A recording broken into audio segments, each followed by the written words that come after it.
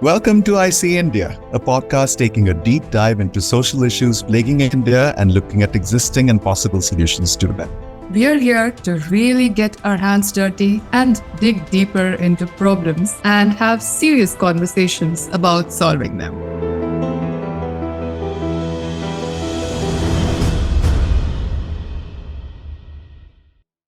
So, this is introducing the I See India podcast, and I have to say right away that this is largely Megha's brainchild, and I was too happy to be riding the coattails of it because I see the vision, the promise behind it. So I'll let you talk a little about what you had in mind when you first spoke of the idea, Megha. Sure. So that has to bring me to I See India website. The journey began there where I See India in 2011 was started as a website to have all the good news of India and positive journalism and stories which showcased all the solutions to the problems plaguing India. And during that course, I realized that as my training as an engineer, I am better at implementing this or solutions, or I can build on the skills and be better at having a large-scale impact through solutions in solving problems. So that led me to my master's in electrical engineering and a pause on I See India, the website. But now that I have completed my graduate studies and there are certain issues that are coming up and affecting me as deeply as they had back then, when I decided that I need to stop everything I'm doing and actually do something about the problems that are affecting me so much and everybody else around. So that's the reason that I See India, the podcast, is back in action. And it wouldn't have been possible if we hadn't met and discussed this idea and had this complementary skills to get it off the ground. Well, I'm glad it's a collaboration that happened, and I only look forward to seeing, where it goes. As for me, I think the very first idea, the pitch that you came in with was, looking into the problems students, the youth of India go through today. So first of all, I loved that perspective of I see India, as in I see that part of India that isn't seen by others, by mainstream media or the news providers or people out there. So we see those problems, or we're hopefully going to try arrive at solutions for those problems. And the youth, the students of this country, the problems that they go through are largely unseen. And we, having lived through those experiences, and now at a time when we can look back and see and talk about what would have helped if we had heard at the right time. Yeah, so this is a humble effort in that direction. I was, throughout school, I was just following what everyone else was doing, and I normally liked to stay abreast of things. Like I was active in the quizzing circuit, and I thought I was, knowledgeable that way. But sadly, when it came to my own life, I was anything but open, with regards to what options lay before me.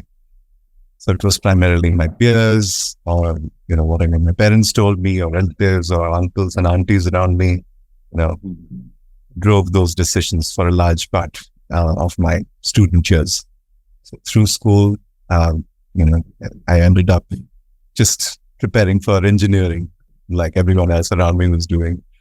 I enrolled for coaching, didn't crack the joint entrance examination for the IITs on my first attempt, wanted to go in for the second attempt. So I spent a year in Kota, which, can make for a whole other episode. So we'll get to that when the time comes.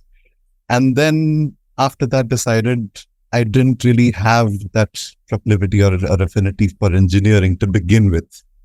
So that was the first time I thought for myself, and then enrolled for my undergrad in business economics at Delhi University.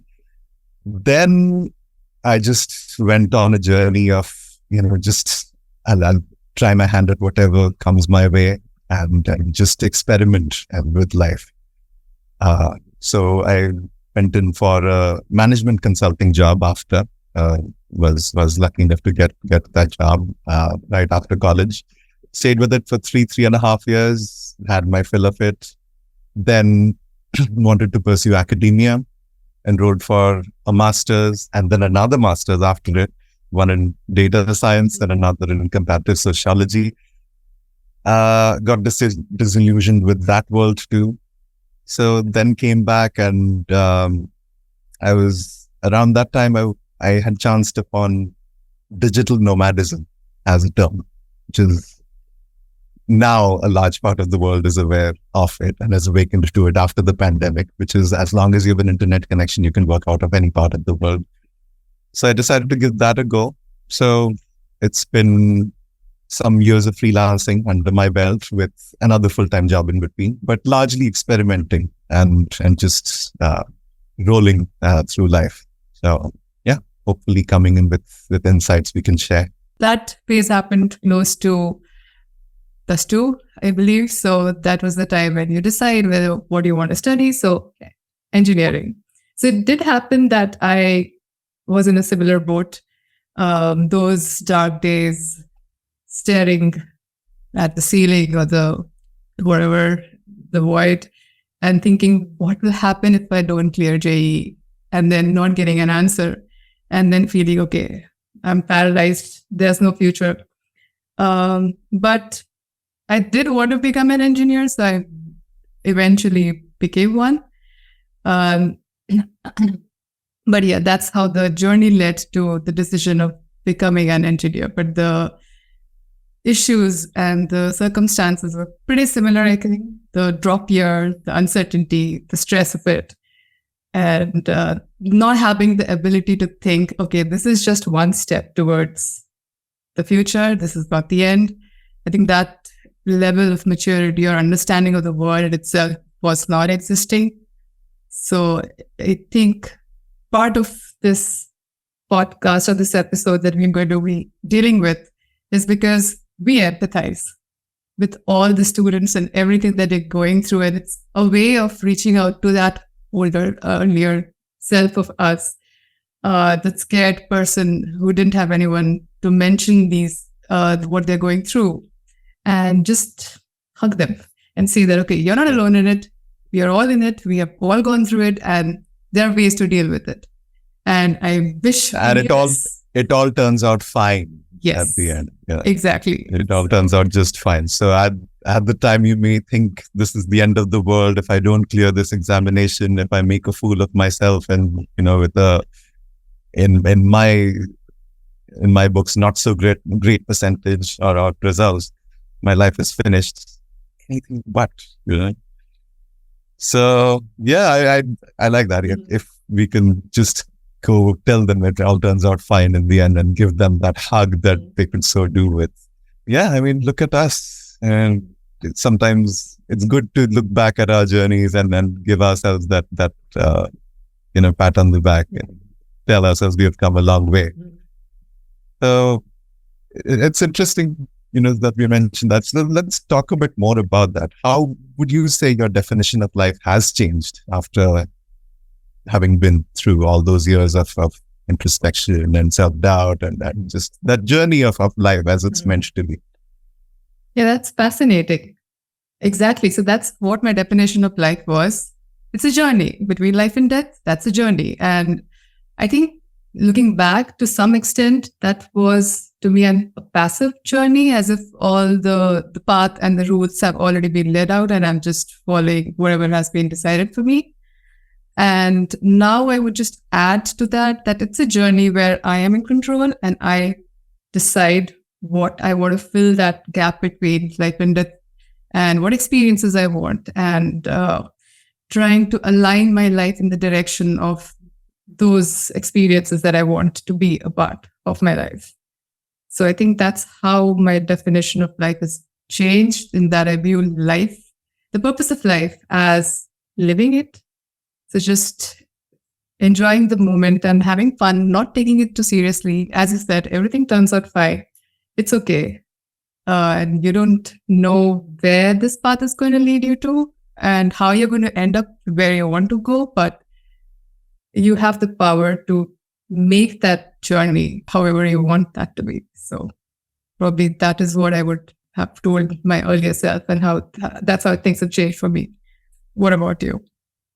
Yeah, I think it would also be prudent to mention this one example we came up with the other day when we were discussing, life in general, that there are amazing parallels between life as we know it and the video game, in that you can level up, you can just, you have the power to dodge whatever obstacles you don't get, and just with a little bit of luck, help will come at the right time.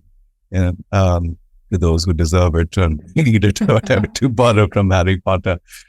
So I did mention to you the other day, right, that I've been actively involved with designing your life, Right. thing. So the book by Bill Burnett and Evans, that kind of is a very good summary of life, and that the 4 buckets of health, love, work, and play. You need to work towards filling all those 4 buckets. If any of them is, you focus your energies on any 1 or 2 of them disproportionately and ignore, the others, it's going to catch up with you. The emptiness or the void of it is going to stare at you in the face somewhere down the road. So you want to at all times focus on all 4. So love, as in building a loving set of friends, family, a supportive community around you. Health, of course. Play, just participate in games or whatever sparks joy in you. Just get down to doing that. And work, it should be work that is that you derive a sense of purpose from, which is greater than just yourself. So all of that really. And someone who's successful in my books would be someone who has all those 4 buckets sufficiently, filled. Someone who has just devoted themselves to their work, made a good name for themselves and a lot of tons of money, in the bank from their work endeavors, but are on the path towards having, ailing health in a few years, or just don't know anything by way of play outside of work. And that is a not so successful person in my books, at least. Yeah, I was going to say, I think I would disagree, because in my definition of life, success and failure are not even part of that definition.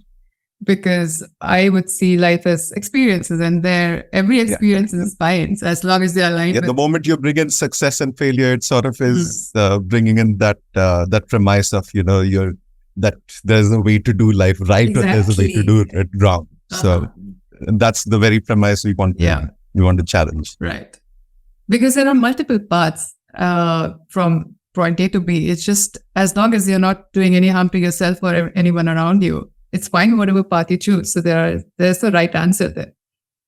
And life is continuously learning about yourself, what you like, and as you mentioned, finding the work that brings you satisfaction.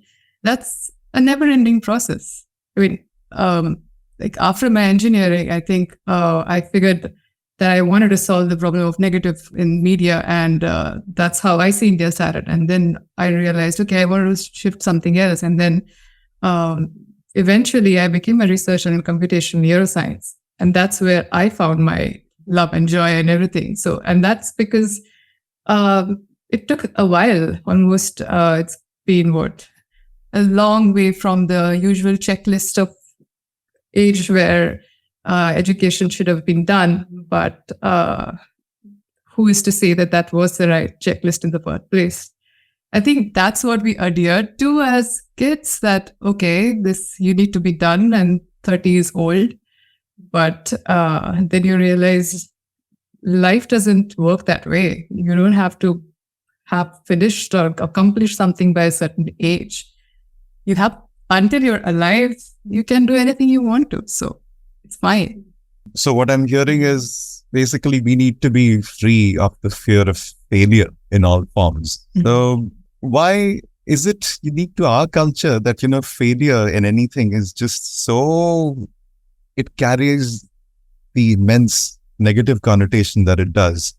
Shouldn't we see, things as merely an experiment, and with any experiment, it may or may not work. So just to cultivate that mindset within people, what do you think would it take to just chuck failure out of the equation and to just see life as an experiment that will sometimes work your way or another way, and then just you figure out just another way that it won't work, and so go on to the next way of doing it? Yeah, I think that's a issue which people across the world are grappling with, because failure shouldn't have the negative connotation. As you mentioned, it is not meant to be a bad thing. You cannot learn unless you fail at something. How will you know something works unless you know something doesn't work?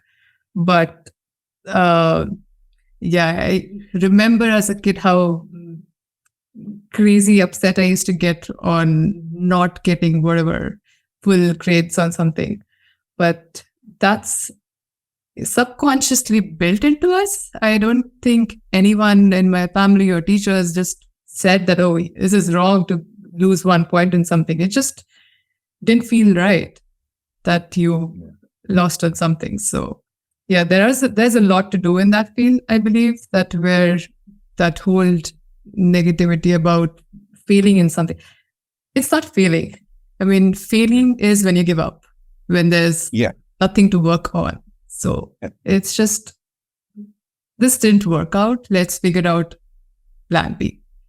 So it's not failing. I don't know. I think we should just get rid of the word failure. Your goal of schooling is not to just get good grades and excel in academics. It's to make you prepared for the world that you're going to be stepping out into. So that's probably and I guess it wouldn't have been a thing to worry about to begin with if there was joy in the process of learning. The moment you bring metrics into the equation, the metrics into anything for that matter, there's views, and then all of that have ruined content for us. If people were purely creating content for the joy of it, and metrics and views and all of that weren't part of the equation, then we'd have much more wholesome, fulfilling, and value-adding content. I think the problem arises because the difference between intrinsic and extrinsic motivation. So maybe kids at that level don't have an intrinsic motivation. So grades are a way to motivate them. Hey, if you could get good grades, that's a good thing. So people will like you. I mean, that's a whole other thing as well. That's a whole problem to deal with. That's how you'll make friends. Nobody wants to be friends with their not so good student. Yeah, as you said, that's a whole different episode in itself. Getting into this whole psychological issues arising from the grade system. But as we talked about, failure is just another phase of life. So assuming that that's the end of it is not the way to look at it. And it really feels devastatingly bad that students feel the need of assuming that that's the end of one failure is the end. That is who what has defined them, and it's over. Yeah. So I just thought it relevant to bring up something I was telling you the other day that I now feel I should have made friends with the backbenchers of my class a little more. All my teachers, my parents, they would tell me not to mix with those. They're bad company. But they, I see now, are the ones doing interesting things.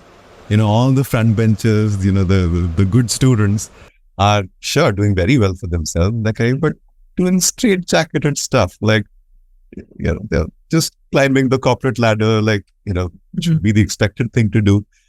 But the backbencher kids are now doing stuff like culinary arts, or some of them have actually gone on to become really good entrepreneurs. So they were obviously working on their street smarts and being worldly wise rather than just getting. So they were, I think, like a lot of them were focusing on the skills that really matter. The outlandish ideas that we could pursue. If only, our eyes could be opened up to the possibility of it early on. saying this is just one of the many things that you can do. Just getting good grades, getting into a good college, and getting into that cushy job. It's just one thing. Now, there's so much else out there.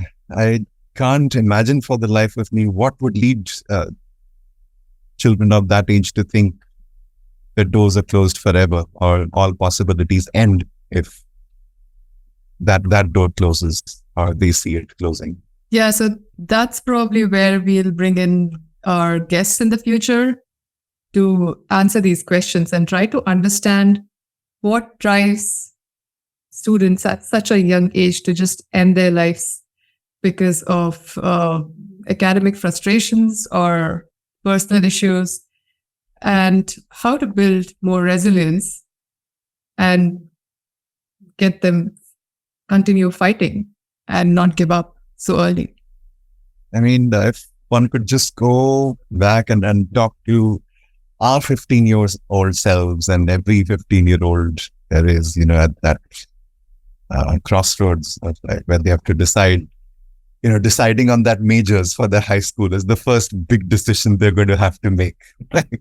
So if one could tell them that life is going to turn out just fine, no matter what you take up, it is going to be all right. It's just heartbreaking, to say the least. Just see the youth succumb to their short-sightedness and just given they've seen nothing at all of life. Yeah, so we have avoided the trigger word here for a long time. Yes. But that's because that is a trigger word, because you know what a person would have gone through to have reached that conclusion that that is the best choice of action for them to take. And I'm absolutely sure that there are a zillion ways of possibilities if those people could have discussed with a counselor, a friend, a family member, or anyone. And people could just come together and find a solution to that.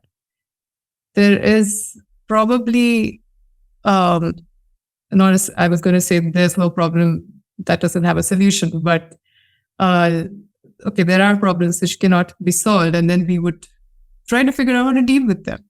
So if only people would just share their low points with someone, everyone is there to help because people have gone through it, and there are so many organizations working on it and people who understand this on a deeper level who have been researching it and understand what drives youth.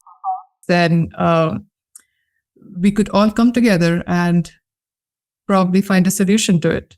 And that's the goal over the next few episodes. Do you want to tell about some of the things that we've been thinking about? I mean, certainly all of which you mentioned, but I think what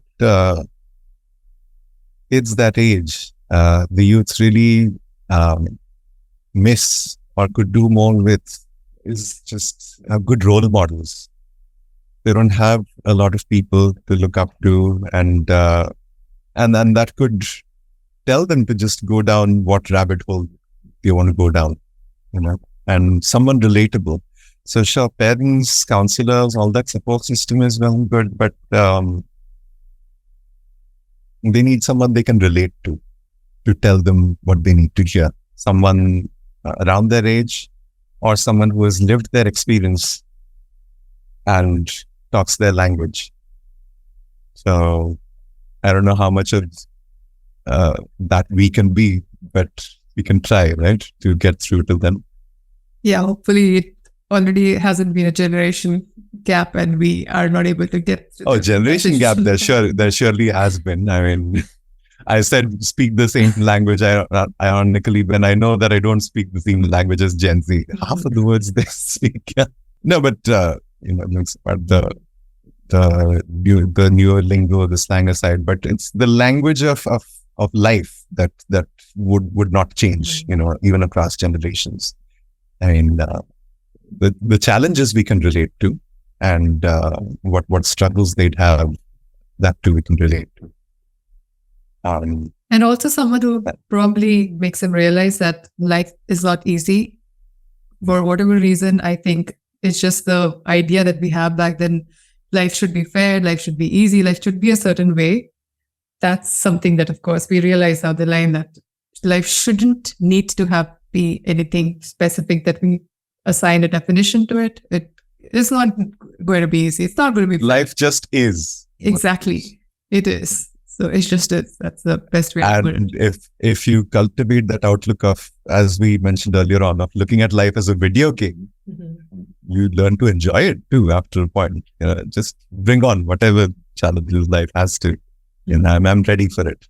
That should be the goal, to just work on making yourself your most potent, resolute, strong self, so that you're just ready to combat whatever life throws at you.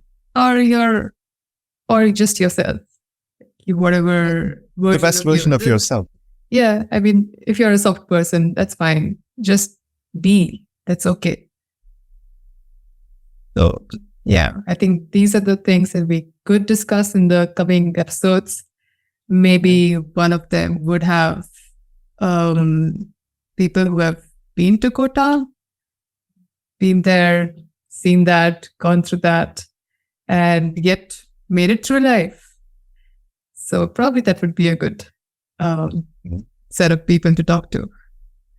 Yeah, I'll see who else of my tribe I can try bring in. But yeah, it's interesting that the thing that we were talking about earlier is that, being strong, and I don't know whose quote it is, but I heard someone say that for the longest time, I'm paraphrasing, I'm not quoting them verbatim. They said, for the longest time, I thought strength was in being an immovable mountain.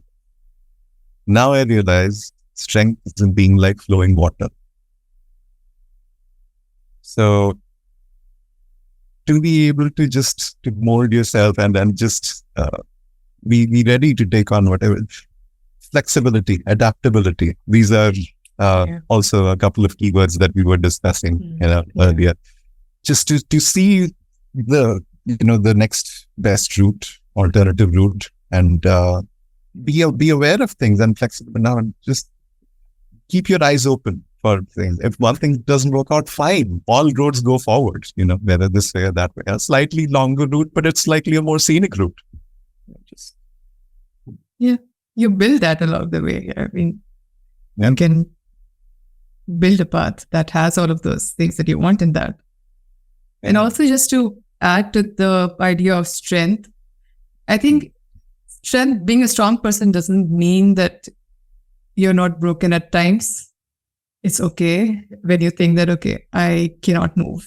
It's all over. But being able to see beyond that whole cloud of complete devastation that you feel you're in, just being able to see beyond that gradually, give yourself time. It's okay. But I think strength is also being able to just let yourself go through all those phases and just, despite all of that, keep moving when you're okay to move again. So strength comes in all forms. So just if we are to tell the youth to just be flexible enough, how best do we tell them to take life seriously, but not so seriously that they can't see outside the expectations? That it's because it's such deep conditioning. It's what they've grown up with, but to be able to see outside that construct, that make-believe cage that they think they're imprisoned in.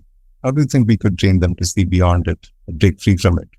Yeah, this is probably a question that we should ask them. If we could get through to the youth and ask them a question, this would be probably a good one. Because if I just think of myself as a teenager and I'm reasoning with myself that you don't need to be so serious in life, I probably wouldn't listen to myself, because that's all I have seen in life, that this is the path that I need to follow. Otherwise, there's no options. But that conditioning, of course, will happen gradually, the change in the conditioning. And then people will realize that you need to not have that tunnel vision beginning so early in life. But maybe we are missing something. So we could have a conversation with the people and youth and kids.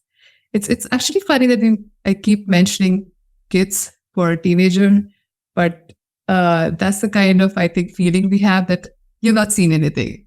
Just don't feel that you've grown up so much that you know everything about life. And it's just the beginning. I think that's the reason of calling them kids, but because it's just the beginning and there's so much ahead of you. Just because of that, we see the naivety behind that, that facade of smugness and we know everything there is to know. Oh yeah, exactly. Yeah, I just wonder, like, what would help them shake off that rigidity to cultivate that adaptability and flexibility early on, because I realize it's something that helped me immensely through life, through life and through every situation was. A lot of Indian parents, for one, early on in one's formative years, going on summer camps or these, short-term nature excursions, like put them in situations which sure are curated, and then there's a watchful set of eyes looking out for them, making sure nothing goes wrong. But they have that sense of, I need to survive this. I need to fend for myself. My aunt actually happens to run a 9-10 day summer camp every year. So they have everything from mountaineering to, they forage for their own ingredients and they make a meal of it at the end of the day. They light their fire like the way cavemen did. And so those survival skills are, I can't tell enough, how important it is, to parents who just pass off these activities or these experiences as rubbish, as not more important than studies. I think if that is a mentality that, okay, I'm not going to send you to a activity where you're going to be doing such things apart from academics, then there could be like internships, which I'm sure is catching up even in India. So for trying to figure out which field you would want to pursue in the future, unless you've explored the different fields, how would you know? So just a summer internship was short term, just a shadowing someone, just to figure out what their life is like, to know that whether for sure you want to do that. So that could be an alternative to, say, summer camps for people who see that as a frivolous activity. If you're thinking of it from the point of view of utilizing your summer, say, or any holiday for that matter, I'm sure if you reach out to people, they would be happy to take in a youngster, just because everyone empathizes with the situation they are in and would want to train the future of India. Mm-hmm. So if the opportunities are not looked upon as just an unpaid work, or rather as just a way to experience life, to see what else is out there. And that adds to your perspectives and helps you define life in a different way. Because I don't think people like back then, we had even a definition of life.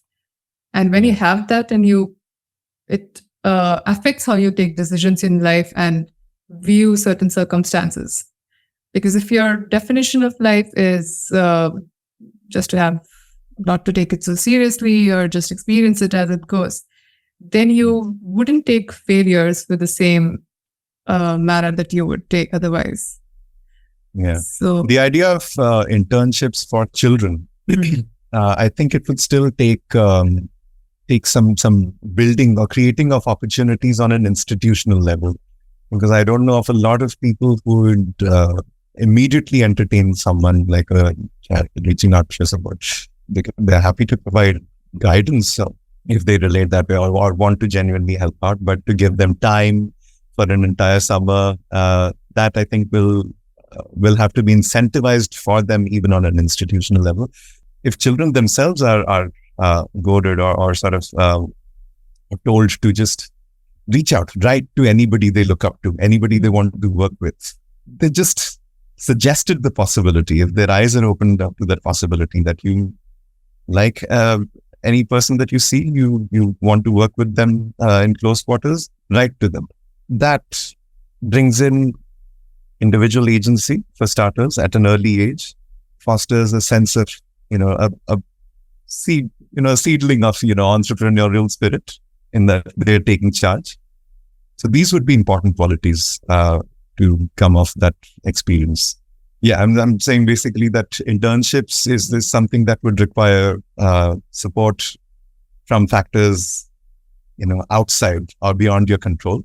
But this is something you can do. You can reach out of your own accord to people you look up to and want to work with. Yeah, and it would help on a lot of levels. If you wrote out 100 emails, there are chances that at least two or three people would reply. And precisely. Even if it's a 2-week thing, that matters. That goes a long way too.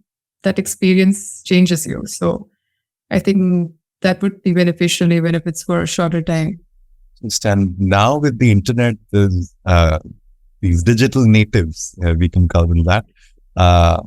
They have everything at their fingertips. They want to upskill. They want to learn something new. They have it all at their fingertips. They can, and I see some promising signs of it again, but in more aware households, more privileged families, where the parents are also clued in and can guide children accordingly. So they get help in building that portfolio, unfortunately, fortunately or unfortunately, this is a time when a head start early on in life is going to compound through life. If you are left behind, for in all likelihood, no fault of yours, that disadvantage too is going to compound through life. It was just going to take you more effort and more time, but eventually you'll get there too. I mean, if you want to. So that's okay. But the whole idea is we want there to not be, that wide a gap between, the haves and the have-nots. So having these conversations would help. And if we could get across, or just starting this conversation gets other people to talk about this as well, and this becomes a conversation that schools are having, then probably this would lead to a large change. Schools or even parents or students themselves are trying to figure this out, that how do we see the world? While working for the website, I did have to connect industry opportunities with students, because while I did see that there were some competitions where students were encouraged to come up with solutions to certain problems, say waste or waste management or things like that. And you would be surprised by the kind of solution that they came up with. It's just brilliant. So, and I was saddened and surprised, like, why are these so limited opportunities? Why didn't I know? Why don't people normally know about these things? But again, that's why spreading the awareness is probably going to take a lot more effort and a lot more people involved. So basically, just, I think, going back to the whole idea of that it's something that you need to train yourself to do, to be able to see you are the designer of the game that is your life. Mm-hmm. The possibilities are limitless for you to acquire whatever skills, tools, education you need to make your life uniquely your own and chart it your own way. I think it's once you train yourself to see life that way, I think that's exciting, isn't it? It is. And I think being aware, as you mentioned, being aware that there are so many possibilities out there is what is lacking. Yeah. So just the moment you just open up that possibility window, and then people realize that, okay, I can do so many more things that I am currently aware of. That's where the magic happens. Yeah. And that there is no shame in pulling yourself out of something that you don't see leading to the point that you'd like your life to go towards. I think the whole idea of winners never quit, I think, has been stretched too much, in that You do one thing and you have to see it through no matter what. If the whole trade-off between your efforts and then the payoff from it, and payoff in that the joy, satisfaction you derive from it is not in your favor, then you by all means ought to quit and pivot. And that's an individual's call. Whenever they feel that they have reached that limit where they cannot see any way out of it, and it's not giving the joy and satisfaction that they want, decide and quit. That's fine. Because you're quitting one aspect of one path. You're quitting, okay, I need to turn around and take that route. So just figure out something else. So that's okay. You're not quitting from the whole game, right? Yeah. Of course, that is not to say that, I think it's a fine balance that one can't, there's no, yes, the idea is to not give rise to escapist tendencies. And only when you genuinely feel, okay, this, I had thought differently of it. And now it seems to be draining me more than, giving me joy, is when it's the right time to quit and pivot. Yeah. And when you want to, it's that fine balance of tenacity and the ability to pull yourself out of something if it isn't giving you joy. Yeah, those are qualities that I think are needed to be imbibed. People automatically pick them up when they realize, okay, they need to get the skills to get things working. I think, again, the game, I hate video games, but I can see myself coming back to that analogy that you pick up those skills because you think that that's needed for you to get to that goal. So you have that ability to pick up skills and tools and everything along the way and try to figure out what's going to get you to that goal. So yeah, the skill is to learn to find the fine balance between sticking to something and giving it all you got versus realizing, okay, this is not working out, let's quit. That's a skill and people do learn it. There are a lot of these buzzwords that keep coming up, every now and then. The latest that's been around for a few years now is design thinking. But if one were to pick out the essence of it, rather than just, dive into it as the next thing that will, that's going to look good on my resume. Just learn the essence of it, the philosophy of it, which is try something and just, the faster you fail at it, the better it is for you because something that's not worked, and then go on to the next thing. Rapid prototyping, as in industry parlance, as they call it. Try fast and fail fast. Just inculcating that idea of looking at everything as a game. Yeah, there is research surrounding the importance of play, not only as kids, but even throughout life. Having that playful nature helps you get through things and gives you a perspective which you wouldn't have otherwise. I think even in nature, if you see squirrels or dogs and any living organism, you can see that play is inherent in their character. There you have it. And through that play, through those games is, how they build survival skills. Yeah. They don't have a choice in the matter. They have to survive, but make the process enjoyable. So hopefully we can get things across in the next few episodes and get people, youth, not feel so hopeless and see the benefits of having a little playful nature always.